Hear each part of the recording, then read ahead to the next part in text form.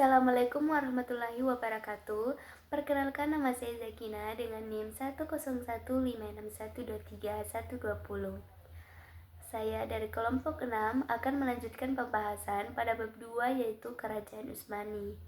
Nah, pada bagian D ada faktor kemunduran Kerajaan Utsmani.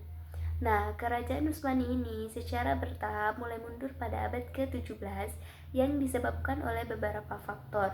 Yang pertama itu korupsi, birokrasi, serta lemahnya kekuasaan atau kepemimpinan setelah era Sulaiman. Kemudian yang kedua, stagnasi militer karena kurangnya inovasi teknologi dibandingkan negara Eropa. Kemudian ketiga, adanya tekanan dari negara-negara Eropa, terutama melalui perang salib, kolonialisme, serta intervensi diplomatik.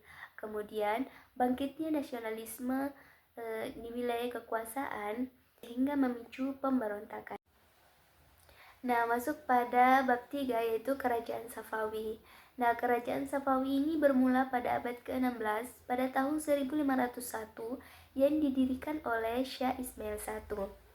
Syah Ismail I mendeklarasikan Syiah Imamiyah sebagai agama resmi negara dan menjadikan kekuatan religius dan militer Qizilbash untuk mensyiahkan masyarakat Persia, meskipun terdapat upaya koersi dan tekanan pada masa awal pemerintahannya.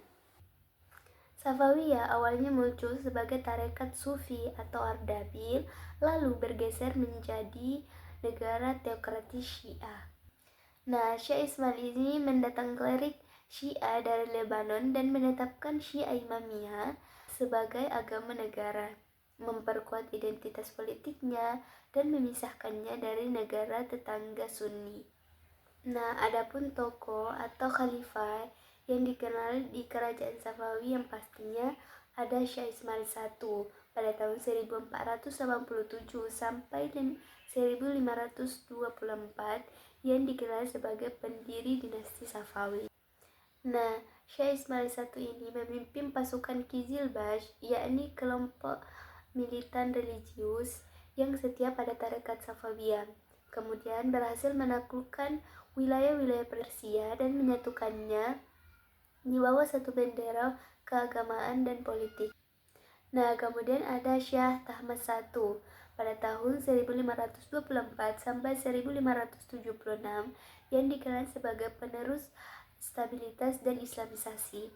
Ia memerintah selama lebih dari 50 tahun, yang mana itu masa terpanjang di antara Raja Safawi. Melanjutkan upaya pengukuhan doktrin Syiah serta memperkuat birokrasi dan militer, serta menjalin hubungan diplomatik dengan Utsmani dan Eropa untuk menjaga stabilitas kawasan.